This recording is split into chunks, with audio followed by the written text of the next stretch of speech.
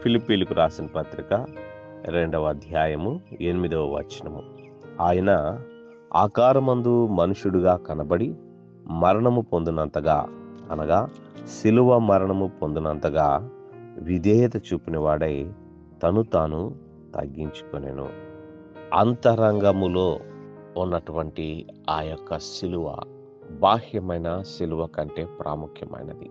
తను తాను శిలువ వేసుకున్నాడు, అనగా మనుషుని రూపములో కనబడుటలోను, విధేయత చూపటములోను, తగ్గించుకొనడంలో అది ఒక శిలువకు సాదృశ్యముగా ఉన్నది.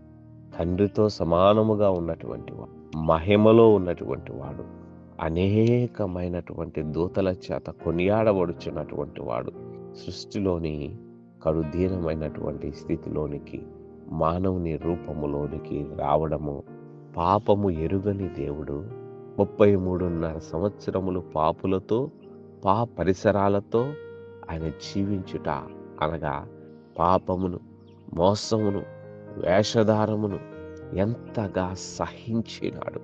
తండ్రి, నీ చిత్తమైతే ఈ గిన్నె నా యొద్ద నుండి తొలగించు, ఆయనను నా చిత్తము కాదు నీ చిత్తమే నెరవేరునుగాక అని తన చిత్తమును ఇచ్చివేసి ఉన్నాడు. తను తాను రిక్తునుగా చేసుకున్నాడు.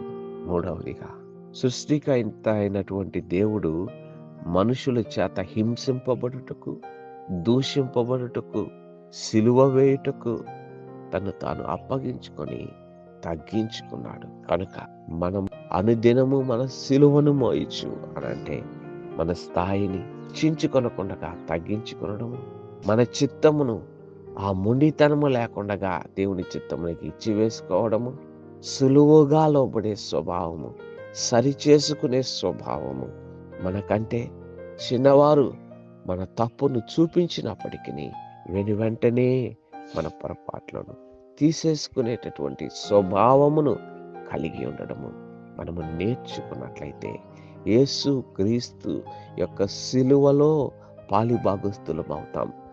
ఇట్టి మనస్సు మనమును కూడా కలిగి దేవుని యొక్క కృపా కటాక్షములను పొందుదుముగాక. ప్రార్థన చేసుకుందాం. పరిశుద్ధుడా, ప్రేమ కలిగిన మా దేవా, నీ పరిశుద్ధ నామమునకు వందనాలు. యేసు క్రీస్తునకు కలిగిన మనస్సు మాకు దయచేయండి నాయనా. తండ్రి, హెచ్చించుకొని స్వభావము కాక తగ్గించుకొని హృదయము దయచేయండి. నీ కృప అనుగ్రహించండి. యేసు నామమున వేడి ప్రార్థన చేయుచున్నాము తండ్రి.